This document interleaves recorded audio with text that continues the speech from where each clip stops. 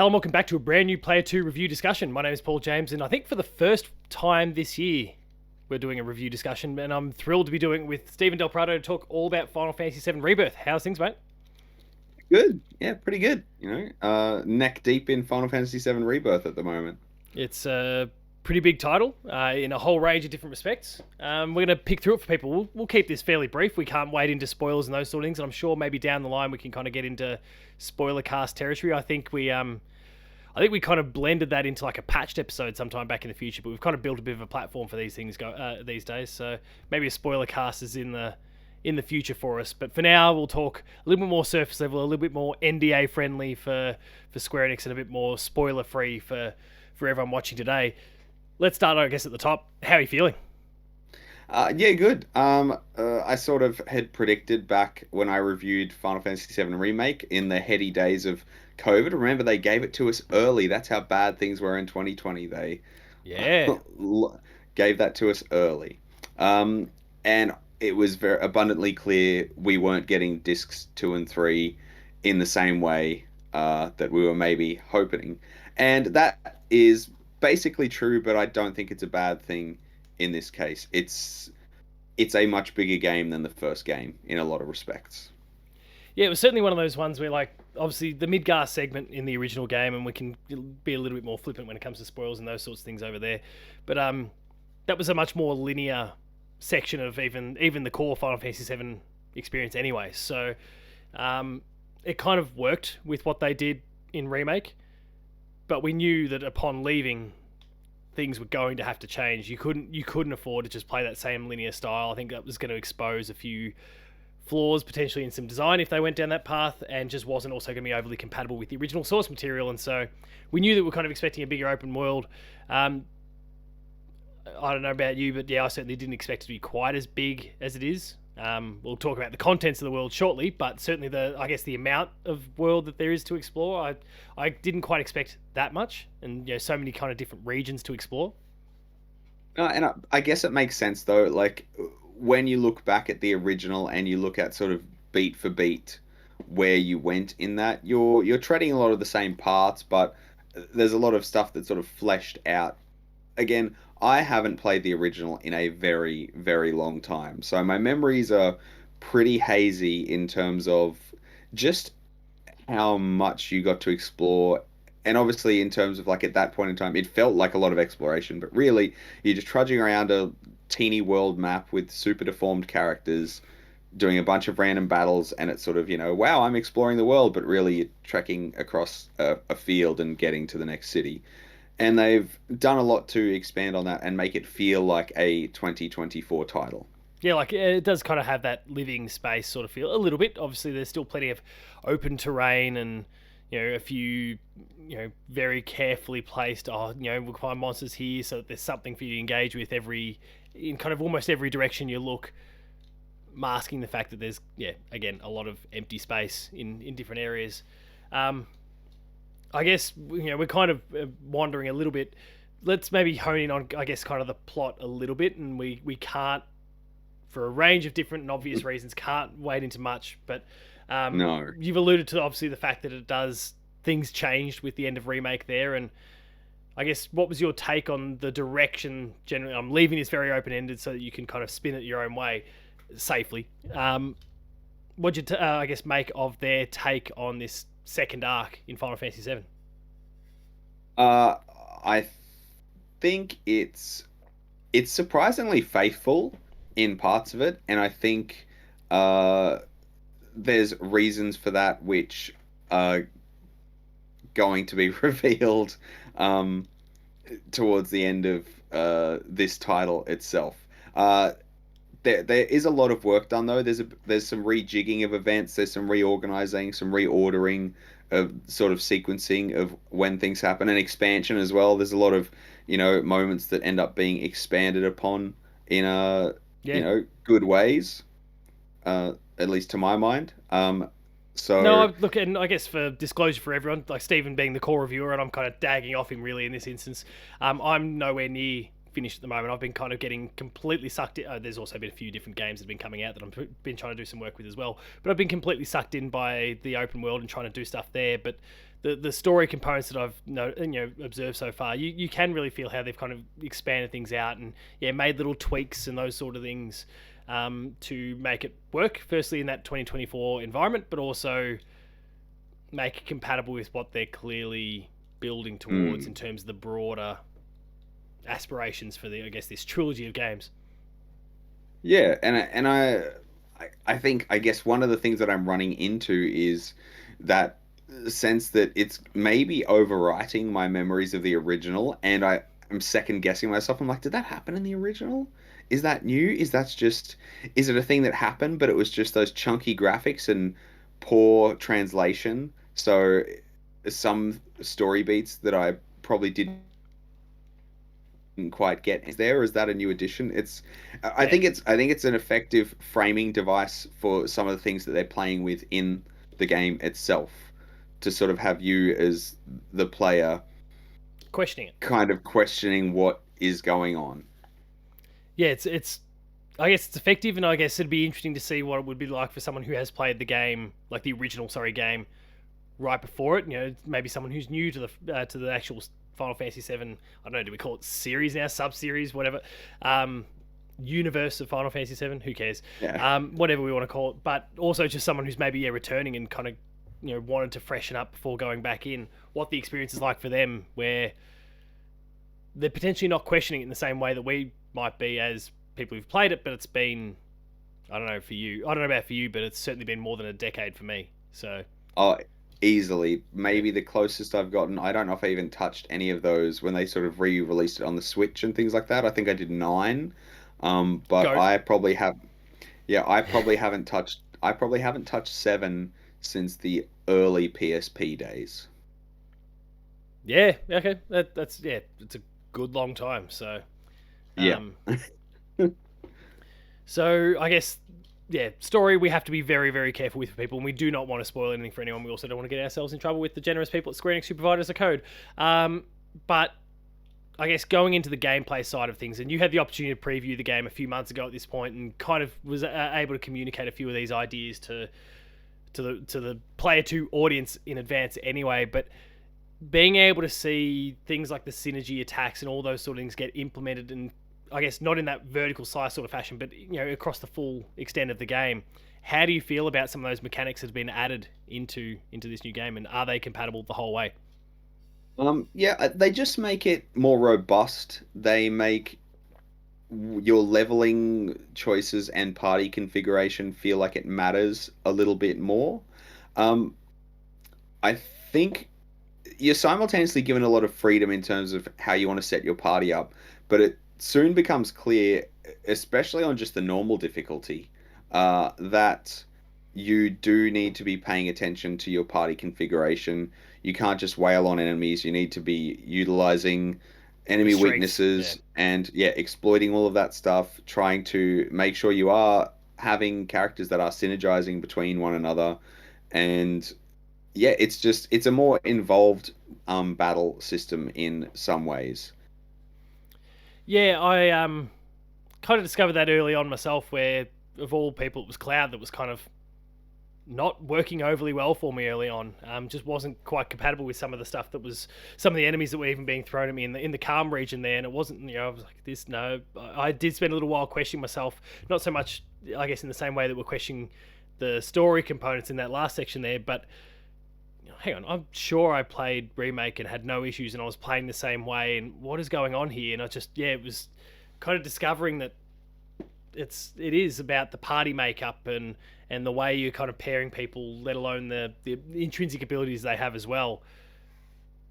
Learned that the hard way. It took a little while because I stubbornly pushed on, like, no, Cloud's fine. I can't have any issues here. It's clearly a me thing. It's clearly me just, failing to execute on certain prompts or whatever it is, not parrying or blocking when I should, or whatever the case happens to be. But nope. And that is just not understanding the systems. That is absolutely part of it. Like, you do need to be doing those things for some enemies, and you can't just mash square to win. It's not going to happen for you. If you do want to play that way, if you're not interested, just choose easy difficulty. Yeah. because you will absolutely be seeing that game over screen quite a lot. Um, Definitely in bosses, let alone normal enemies. I think I've redone more bosses in this game than I did in the first game by a long margin. Like quite a few. There were some where I had to like stop partway through and go in and reconfigure things to suit a particular Get your encounter gear, get because your materia, get your party makeup, all those sort of things, right?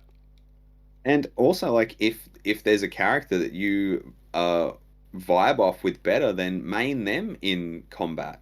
And switching between characters, and the minute you see them proc something, diving on them to get them to execute it is really important. Like the battles are frenetic, but what one thing I think they have done, and this could just be me poorly remembering having played Remake 4 years ago now. I It's think there's less crazy that it's been battles. that long. Let's like Yeah, that and I guess you touched on it before with the beginning of the pandemic. That's been yeah. Anyway, it's ridiculous. yeah. But there's less combat. Like combat feels far more measured. Yeah, It's not the old, swishy swirl random encounter every 3 steps. You don't have to do combat very frequently if you don't want to. You can completely ignore it in the open world sections. Obviously, some of the more tighter level design forces you to engage with enemies, but I think it's that sort of thing. It's like you'll fight less, but it is more important when you do. yeah. And that's where, yeah, you like if that's not something that interests you about this game, don't worry about what it says. Just switch it to easy. Yeah, It's not a knock on you as a gamer. It's just, yeah, the battle system is somewhat demanding. but not in that kind of, I guess, because so many people kind of quickly jump to these sort of things. Not in that soulsy kind of way. It's just you're expected to kind of play in a certain style. You're expected to kind of embrace the different systems. It's not beating you senseless, but in that same sort of way where like you can embrace the systems, the mechanics are in place, and still get your ass kicked. If you learn to play by their rules, you'll be fine. But Yeah. if you're really kind of staunch and this is how I want to play and this is how I want to do it, and this is how I want my Final Fantasy VII experience to be, well then maybe ask the game to bend a little bit to your will by toggling it back down. And look, for you trophy junkies out there, as far as I can tell, it doesn't impact your ability to get the trophies. I haven't seen any that are tied to difficulty. Um, I, I could be wrong. I don't have access to it right now. I know like 16 and I think maybe even 7 remake had like a. I know 16 had like a master difficulty mode or something like that, which was or no Final Fantasy mode. I think they introduced at the end, that was tied to that was a difficulty thing, and there was trophies attached to that. But I don't That feels like recall. that stuff always feels like a second playthrough It is. That's yeah. excuse. You can only get it through the second playthrough anyway. So Yeah, and there could be something like that here. I don't know. From what I've been able to choose, it's easy, normal, and then there's one that apparently I haven't played around with it, but it adjusts the difficulty on the fly. So it might be like, wow, you're really on struggle street. Let's ease this up. Um, yeah. So again, if you don't want to be digging around with equipment and materia and juggling things between your party constantly or tweaking that, just go on easy and you'll be able to mash things in the face with a giant sword and basically get through most battles pretty, easily. yeah, no, it's certainly appealing in a sense, but I'll play the game the game's way. I'm enjoying that. Maybe a secondary run will be just cranking it down to easy and just go on the power trip. Well, and again, I think the other thing to keep in mind with that is the normal difficulty. Sorry, the normal difficulty very much feels like it's sort of looking at you like you're doing all the side stuff, right? You're keeping your levels up. You're doing everything you need to do to stay in line with this. Um, because yeah, like I said, there've been a few combat encounters where, in some areas where I haven't gone and exhausted absolutely everything, I've had to be pretty judicious with how I set up my party and set up my materia and really be playing exactly the way the game wants me to. Like, hey, if you want to beat this boss when it's trying to do X attack, you really need to interrupt it because otherwise it's going to steamroll you. Yeah. You touched on side stuff there. Now we've seen through I think the big Final Fantasy state of play that we had. There's a range of different regions that people can explore. There's a whole range of side content. Obviously, I touched on before how much bigger it all feels. That side content itself, you and I have already had some conversations in the background about the nature of that a little bit. Thoughts? Uh, it's pretty cookie cutter. Um, I'm through. I don't know if I can say exactly how many regions I'm through, but it's quite a few. They did actually, upon kind of reflecting, they did announce a whole bunch of regions, including ones that we've discussed off camera, Okay. in the state of I'll play. just say in the 6 to 7 regions that I've gotten through up to this point, it could be more. But basically, it's the same generic makeup in each area, like the same activities, a handful of side quests, and it's all interlinked. So once, like yourself and myself, we both said that we absolutely smashed all of that out in the first area, and then you get to the next area, and it's the same sort of stuff. Go get Okay. your chocobo. Then once you've got your chocobo, you can do this. And yeah, like it. Yeah, it's pretty repetitive in that sense. Like it's cyclical. So you go to an area, the first thing it'll want you to do is to unlock your chocobo, and then you can go around and do a bunch of stuff, whether that's related to exploration or battling or crafting, or gaining yourself a new summon materia and making that battle a bit easier. It's just, the same thing in each region. Yeah. Agreed. There's Which look, I don't again mind has them for the most part. Like they're fine. It's I guess lacking in a little bit of inspiration, but they're perfectly fine. As someone who doesn't mind a Ubisoft open world and is okay with on occasions kind of repetitive tasks or the same kind of mission structure being um, utilized multiple times. I'm kind of okay with it because it doesn't, at least based on where I'm up to so far, it hasn't been excessive. no, But it it's yeah, it's somewhat restrained. It is it's there, and if you're playing a normal difficulty, the game wants you to be engaging with all of that. Uh, but I wouldn't say it's 100% necessary, especially if you're willing to drop the difficulty down if you're not digging it. But it's not that weird collectathon. The scale of the world is really funky. Like it looks huge, but once you're on a chocobo, you cover it really fast. yeah, it's the world itself is pretty constrained, and a lot of how they make it feel bigger is through a bit of sort of gatekeeping and blocking certain areas off and things like that until you can get a chocobo or find some other way to get somewhere. And if you really decide you're going to dig in and do that side content, I'd say there's probably 2 to 3 hours of it in each area, especially if you're willing to fast travel once you Yeah, unlock a bunch of fast travel spots. So it doesn't overstay its welcome. It is there, and as a consequence, it's probably almost doubled the game length from remake. which again, some people will be more than okay with. That people are just clamoring for more of that Final Fantasy VII experience.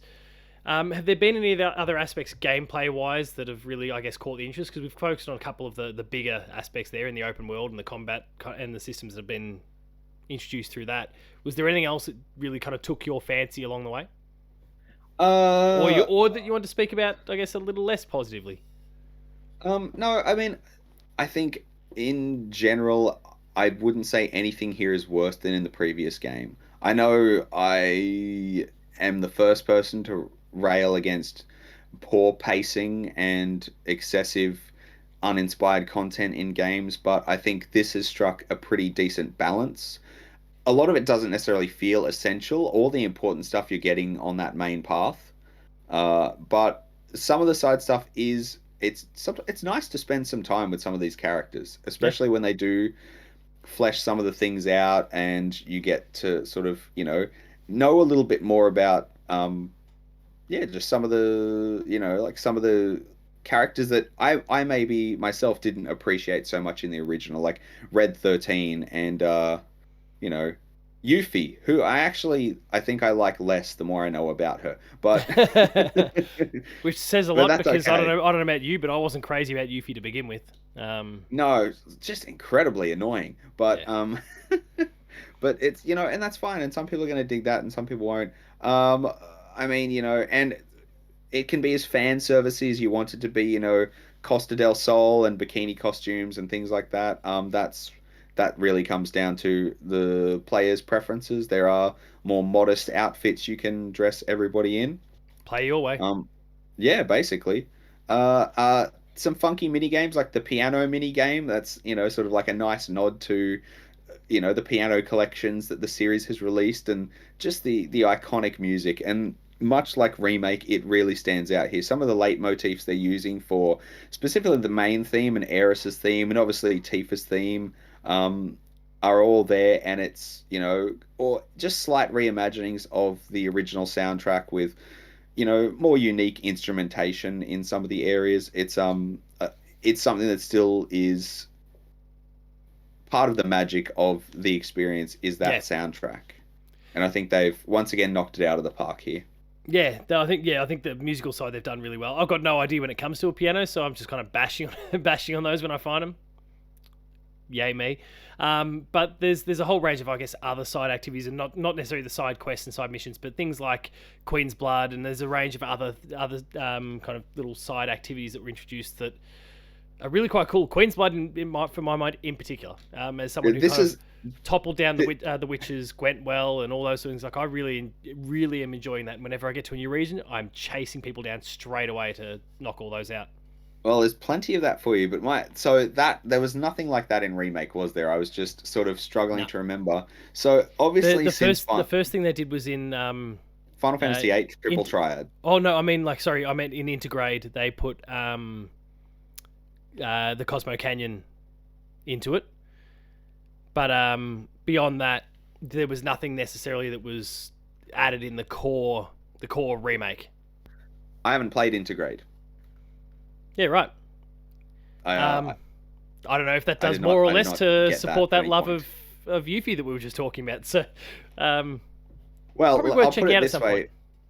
Yeah, I think so. But like as you said, more Yuffie probably doesn't endear me to playing Intergrade. Like, maybe I would like her better. Maybe that will endear me to her. But just do it and play Cosmo Canyon. That's all you need. It's so good. Is that like the weird tower defense mini game? Is that where that ended up from the first game? Yep. Or is it? Yeah. Okay. And so it's that's really good. It's really obviously good. like Final Fantasy has developed itself a bit of a legacy with card games from the GOAT Triple Triad and Final Fantasy VIII. They tried to do it better in Final Fantasy IX, and I'm sorry, Paul, but they failed miserably. It wasn't as good as Triple Triad in VIII. And they've I think Final Fantasy VIII's got to have something going for it, right? Yeah. It's not junctioning. It's not the story. It's not the characters, the battle system, the magic system, and I'm an 8 apologist. So yeah. Anyway, yeah, Queen's Blood is cool. It's another diversion. It's one of those things that you sort of decide how much of it you want to get involved in. There are points in the story where if you don't engage in it, you're going to miss out on some stuff. Which I think is an interesting choice, like to just be able to be like, no, thank you. But that'll come down to the player. So again, there is the potential that this is a 25-hour game if you want it to be, or less even. Yeah. But at the same time, it's what you're leaving on the table that'll be the. Yeah, I feel like the people who I guess are being targeted for this game, the core Final Fantasy fan, the hardcore Final Fantasy VII fan, they're not the sort that are just going to breeze through that content anyway. So I suspect we're not going to have too many people that are playing it that way. I'm sure there'll be a minority, probably those without the history, to be honest. But for anyone who's kind of probably tuning into this conversation, they're going to be chasing that stuff down. So I'm glad that stuff's there and it's good. Like, it's pretty well executed, it's well balanced, it's enjoyable, but it's not excessive at the same time. No, and there are, like, again, the piano stuff plays into it a little bit more later. There's some mini games around playing the piano, and it's got the goofiness. There's a lot of Yakuza energy in parts of this game, which is just I guess that's good. I enjoy that stuff. I know it's not everybody's cup of tea, but it does just end up having some weird tonal shifts sometimes. Yeah, I mean, look, as we've touched on, I'm nowhere near as far through the game as you, but yeah, I've seen a few of those, and I've not been opposed to it. And I guess the Yakuza reference does kind of stick out a little bit now because, as has been a bit documented through some Player 2 video content recently, I knew I would like them, but I discovered a bit of a love for them after trying some Infinite Wealth for a Player 2 plays there, and suddenly I've already downloaded Zero and I've got my PlayStation Portal and I'm ready to just start cranking through that and working my way through it. So stars are aligning there, but I can see what you're talking about now that I've kind of got that bit of perspective there. It absolutely is applicable. Yeah, and the Golden Saucer, which you can get through pretty quickly if you're just sticking to the main path, but I can also see that, much like the original game, being an area that people could spend a lot of time in if they want to.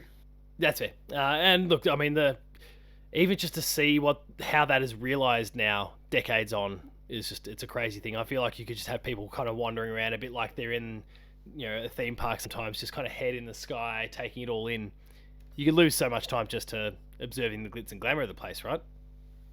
Yeah, and again, it's that sort of thing where it's like there's activities there that you might enjoy, and there's other stuff that you'd be like, you know what, maybe I don't want to do the combat arena for 10 hours right now. Yeah.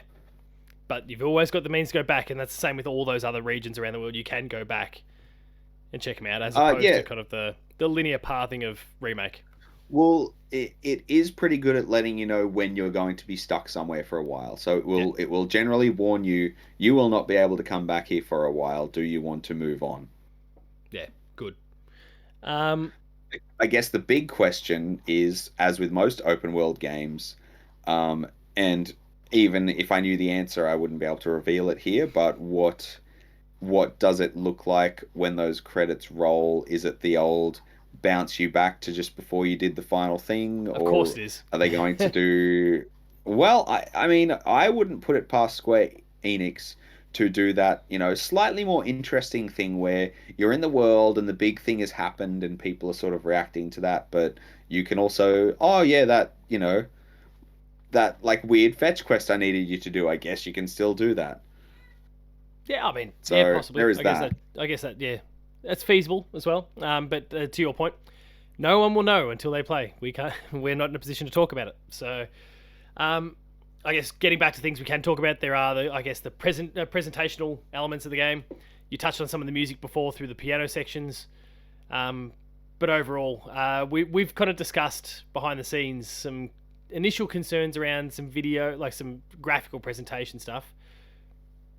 I'll leave it open to you. How are you feeling now that you've been able to play so much more of the game than I guess when we spoke a few weeks ago about how the game was looking? I wouldn't play it outside of performance mode. When I went to the preview event, I was not allowed to play it in performance mode.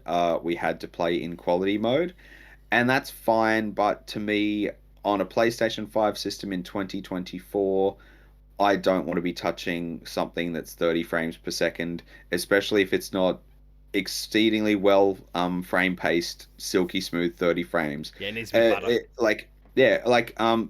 Chuck VRR on and get it to 40 frames a second, and now we're talking. Like, I think that's a great middle ground.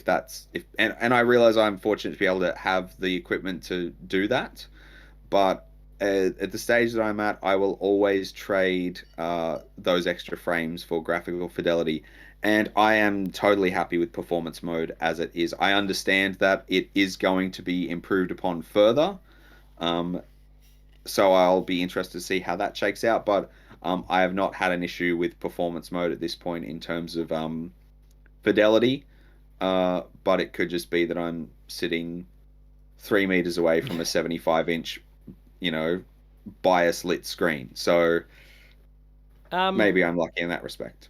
No, I mean, I remember when we were first chatting, and this was the first 24 probably hours of us actually having access to the game at that point, and I think I flagged some initial concerns there about some things actually that I'd kind of flagged as a concern in Remake as well. It was kind of the hair and those sort of things that it just doesn't look quite right. That has faded the more the game has progressed. But I've also noticed, and it was an observation I think that you'd initially made, you can really see where the investment has gone in terms of the way shots are framed, and in terms of the combat, where the investment into kind of enemy design, all those bosses look absolutely unreal.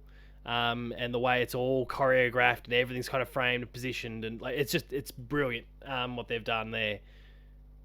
You don't necessarily see that when it's more like the stock standard kind of traversal or stock standard encounters or whatever. But the way it all No. comes together in those bosses so far has been excellent. Yeah, it's and that's the thing. I think it's, I guess the diplomatic way to say it would be they've picked their battles. We know those people who recall remake coming out and some of the infamous texture things The door. happening and that sort of stuff. There's still some wonky textures in this, and there's some things that aren't amazing. There's still The some scope pop of in this, too. I've had a yeah, whole section like I was walking through some caves, and everything was rendered properly, no issues. Took one step up onto a thing, and suddenly everything just got.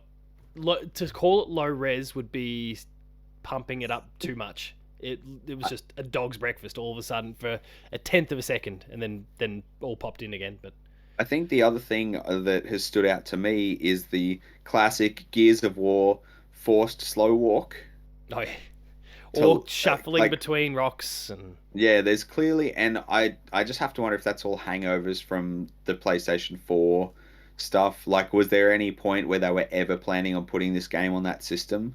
Because we know we've seen that with both God of War and Horizon, like games that were sort of straddling the edge of those two generations, and because of that, had some technical things that were hampering that because it was baked into the design at that point as well. Like they couldn't really get around it, and I wonder if that's maybe just some holdover. And it feels like stuff that could be cleaned up with patches as they go on. But yeah, it's. I think that's to me that's more frustrating than pop in, where you're walking and suddenly you're walking at 1/3 of snail's your pace, regular yeah. speed because I guess it's furiously trying to load the next area for you. Yeah, it would be interesting. Obviously, yeah, your examples of say a Horizon or a God of War are great because yeah, those games tethered to the PS4 as well, and so they had those techniques in place to kind of mask some of the constraints of the platform. Consequently, PS5 players would also have to endure those because it was baked into the game design at that particular point. It does make you think that maybe this was at some point planned for the PS4 as well, and so I mean, there's just this is what we did in the last game. Like they're kind of stuck in that mode a little and bit, I guess the other elephant in the room is this is going to end up on other platforms. presumably. Yeah, Like, we like yeah PC at the very history, least. and this is not me being like I've got secret information that I know that you don't. I don't know diddly squat, but I know that Square Enix likes to make money, and what better way to make money than to release this on more platforms? And that could be potentially one of those things where, an eye to the future, we know Sony doesn't have the most amazing track record with PC ports of their exclusive games, regardless of who the publisher is. And we know that whilst Xbox is apparently trailing a 2-to-1 sales disadvantage, that's still a considerable figure to 20 plus million consoles is still a decent yeah, audience that you can. I yeah, mean, look, honestly, and I don't want to wade too deeply into this because it's a whole topic in and of itself. But I mean, I don't see it coming to Xbox anytime soon because they haven't been able to lock down Remake yet. But certainly the PC jump, that's only a matter of time. I think this is only yeah. technically exclusive until June, July. I think that was what was kind of listed on the promo stuff. And That I was guess obviously to the case me, for Remake 2, and then with them, it still hasn't gone anywhere other than no. PC. But And yeah, and again, that could be maybe they're just waiting to consolidate and do like a get both of them. Who knows? yeah, Waiting till Mass that Effect install to base PS3 was style thing. yeah, waiting for that install base to be larger because I guess that's the beauty of this. Like, it's sort of managed to release at a time where the PS5 does have a pretty decent install base now, Yeah. and that maybe that was one of those decisions where we've got those hangovers because they're like, well, that 100+ million install base of the PS4 is really hard to ignore. Could we get this to squeak out on the Pro if we really needed to? Yeah. But obviously by 2024, it's PS5 exclusive. But that doesn't mean there's not a few PS4 Pro cobwebs still hanging around Yeah, in the exactly. game. And then the other component is something you kind of alluded to before when we were talking about the piano, but is the musical, like the composition of the music. And obviously you've touched on like a lot of those main iconic themes. resurfacing in their very traditional sense, but also been reworked in a range of different ways. And it's like everything that I've heard from that so far, and I haven't touched on everything, as I hope I've made abundantly clear at this particular point. But everything that I've heard is just it hits all the nostalgic notes, and it does, kind of trigger that. This is how it sounded back in the day. But when you go listen to those tracks, like, oh my god, no, it wasn't. I learned No, this recently playing the Tomb Raider PS1 remasters, and kind of that's how I pictured Lara. Oh wait, that's not that's not how Lara looked at all. It's kind far of the less same thing pointy. here, but for the music. Yeah, and I think that's the best way that nostalgia like that can work is it makes you feel like you did when you played the original, but it's not what it was. Yeah. And I said as much in my remake review, like the music, especially in some of the other elements, but I think it is so much the music for whatever weird reason. I mean, obviously Uematsu is an iconic composer for the series, and those particular themes, especially for a lot of specifically Australians, because unless you were lucky enough to have some import setups happening, it was the first Final Fantasy game we ever got. And we were just lucky that it's, still held up as one of the best. But it's stuck for a reason, and it's like sense memory. You have a smell that jolts you back to a particular point in time, and I think for Final Fantasy, it's the music that can take you back and re-evoke those emotions and that particular time period.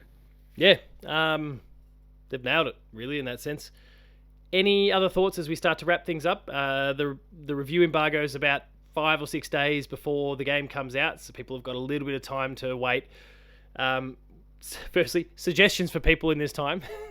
how do they process and survive those next few days? But I guess, final thoughts. Yeah, I guess if you haven't played Intergrade, give that a go.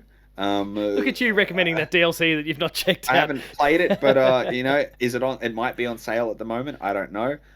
But it's something to tide you over for a few days and get you back into the battle system and get your head in the game.